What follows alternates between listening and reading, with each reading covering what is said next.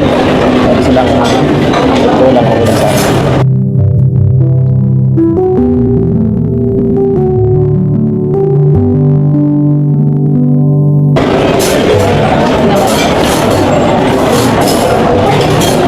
Uyak na uyak.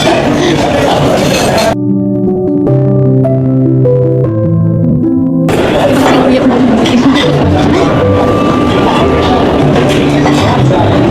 Nandito lang ako palagi sa loob.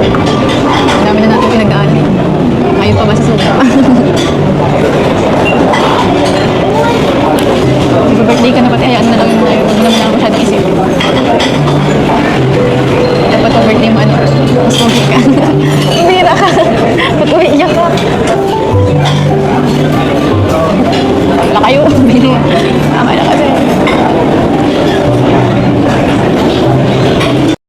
Ay, grabe guys, grabe. Ngayon ko lang nakita si Papa Eds na talagang seryoso, no? Seryoso at talaga nagdamdam sa mga basher. Ayan, mga kalingap. At ayun, nag-usap sila ni Carla, ay ni Carla na nga, ni Beyonce, no? Talaga naman si Beyonce, napakabata pa pero matured na yung isip, no?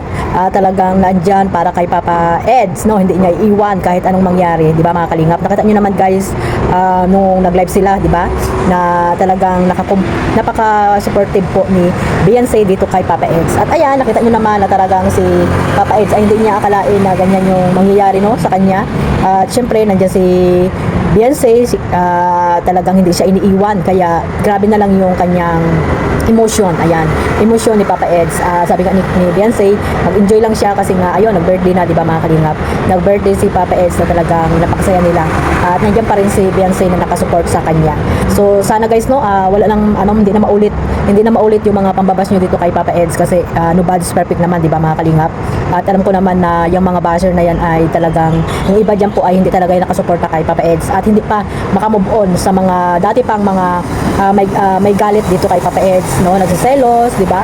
Yung mga supporters pa ng dati niyang mga kalab team na talagang grabe yung pambabas dito kay Papa Eds. Kaya hayaan niyo na lang mga kalingap yung tunay na nagmamahal po sa EDSA, no, yung mga supporters po ng EDSA, yung mga tunay nagmamahal ay huwag po kayong susuko mga kalingap at gawin niyo po, mag-focus lang kayo sa pagmamarathon at syempre kung talagang alam niyo po ang EDSA ay nandiyan po kayo nakasuporta, hindi po para ibas po sila, no? Huwag po tayo maging toxic sa mga sinusuportahan nating love team. I know naman guys na lahat naman ng love team ay may mga toxic, no? Hindi naman talaga mabubuo ang isang buwan na wala talagang may mangyayari talagang hindi maganda po sa mga love team, no? Nandiyan po yung mga pambabas, yung mga negative na nakukuha ng mga nila Papa Eds, ayan, even Beyonce, di ba mga kalingap? Sana guys, supportahan na lang natin sila. Huwag na po tayo parang mga bata, no? Para mga isip bata na akala mo ay pagmamayari na natin itong si Papa Eds, di ba? Kung grabe yung pang-ibas, di ba? At kayo po yung mga tao mapanghusga, di ba? Hindi niyo naman kilala talaga si Papa Eds, ay grabe niyo na talaga kung husgahan. Alam niyo naman na si Papa Eds ay talagang friendly po yan mga kalingap. Tingnan niyo naman sa kanyang mga beneficiary, di ba? Kung gaano niya pasayahin o kasama si Papa Eds, di ba? Nagbabanding sila, di ba mga kalingap, na mga dalaga yan at magaganda din, di ba? Kaya sana unawain po natin, no? Unawain po natin si Papa Eds na mga beneficiary niya ay kailangan ding samahan niya, no? Magkaroon sila ng banding, di ba? Kaya wag natin pag-isipan ang hindi maganda. So ayan, nasa Hong Kong na po ang dalawa guys, grabe.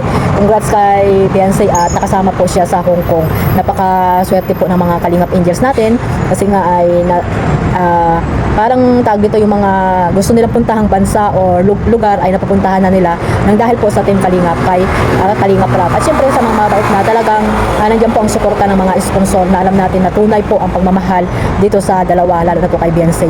So ayan guys, suportahan natin guys ang susunod pang mga vlog ni Kalingap Rap po dito sa EDSA, lalo na po dito sa pagpunta nila ng Hong Kong. Grabe guys, diyan natin makikita kung saan sila pupunta diyan. At syempre alam natin na may shoot po diyan mga Kalingap. Yan po yung kaabang-abang sa EDSA. So hanggang dito na lang po ang ating ang maikling reaction video. At syempre suportahan po natin sila sa Hong Kong. Ayan, suportahan natin si Kuya Bal.